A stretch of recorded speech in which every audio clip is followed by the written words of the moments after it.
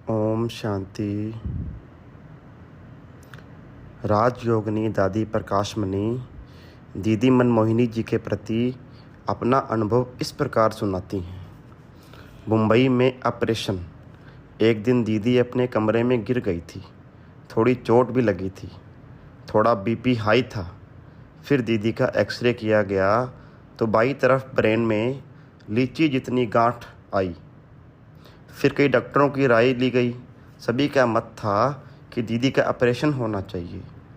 यहाँ यह भी बात सामने आई कि एक तो दीदी उम्र वाली हैं, दूसरा यह भी था कि बीपी ऊपर नीचे है, शुगर भी है। फिर राय सलाह होती रही। डॉक्टर की राय से ऑपरेशन फाइनल हुआ। मुंबई में डॉक्टर्स ने कहा, आप शाम को दीदी को थोड़ा घुमाने फिराने ले जा सकते हो। दीदी आई तो हॉस्पिटल में थी। शाम को नरीमन पॉइंट पर घुमाने ले जाते थे। दादी जानकी कोलाबा में रहती थी, दीदी हॉस्पिटल में रहती थी। गाम देवी से दीदी को कार लेने जाती थी। इधर से दादी जानकी निकलती थी और उधर से दीदी निकलती थी।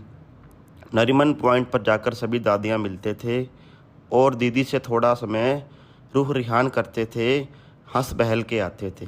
डॉक्टर की छुट्टी थी। वह कहता था, दीदी को घुमाओ फिराओ ताकि दीदी कुछ सोचे नहीं। आगे है दो सितारों के मिलन की घड़ी।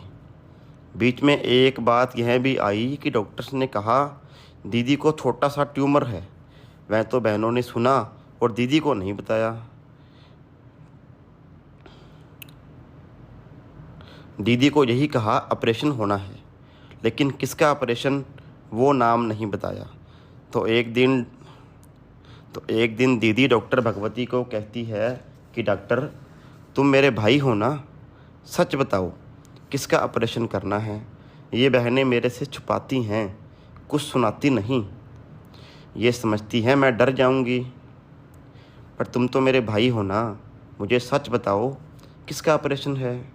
तो डॉक्टर ने कहा, सच तो यह है कि इतनी छोटी सी गांठ है, उसका ऑपरेशन है। चुंबक का है, यह सच बात है। दीदी ने कहा, ठीक है। दादी जानकी, ब्रिजेंद्रा सब दीदी के पास जाते थे। सुबह 10:30 का रिकॉर्ड बजता तो ये योग करते। पूरी दिनचर्या ठीक चलती थी। डॉक्टर आता तो देखते ये सब चटाई बिठा के बैठ जाते हैं। उसे मालूम तो था ये लोग कौन हैं। दीदी कहती थी, यह हॉस्पिटल नहीं है, सत्संग है। दीदी कभी हंसती थी, रूह रिहान करती थी, कभी लेट जाती थी। एक दिन हमने दीदी से पूछा कि दीदी लूडो खेलेंगे। जब हम गई, वो 3 मिनट की सीन तो क्या बताऊं। उस सीन में दीदी के प्रेम के मोती बहाने थे, वो उसी घड़ी बहाए। बाबा ने कहा है 2 सितारों का मिलन होता है। वो 2 सितारों के मिलन की घड़ी थी। बाबा ने ड्रामा में ऐसी विचित्र जोड़ी बनाई है जो सभी कहते हैं शरीर तो 2 हैं पर आत्मा एक है। प्रैक्टिकल भी ऐसा है। मिलने की घड़ी में सभी को नेचुरल ऐसा लग रहा था। फिर गुलजार बहन, निर्वैर भाई, जगदीश भाई, ये सब पहुँचे दीदी से मिलने। दीदी की गोद में बैठे। दीदी ने कहा, तुम लोग तो बच्चे हो, आओ बैठो। ऐसे मिलकर हम सभी हल्के होकर बैठे थे। दीदी हल्की हो गई, हर्षित हो गई। शाम को हम घूमने भी गए। आगे है बाबा स्पेशल मिलने आए। फिर एक 5 मिनट की प्राइवेट बात सुनाऊं क्या। हमने कहा, गुलजार बाबा को कहो 2 मिनट मिल के जाए।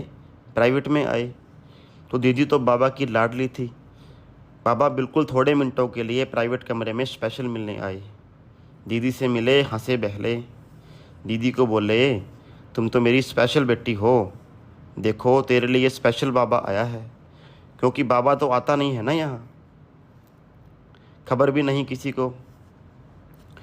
दीदी तुम कोई फिक्र नहीं करना, बाबा तुम्हारे साथ है।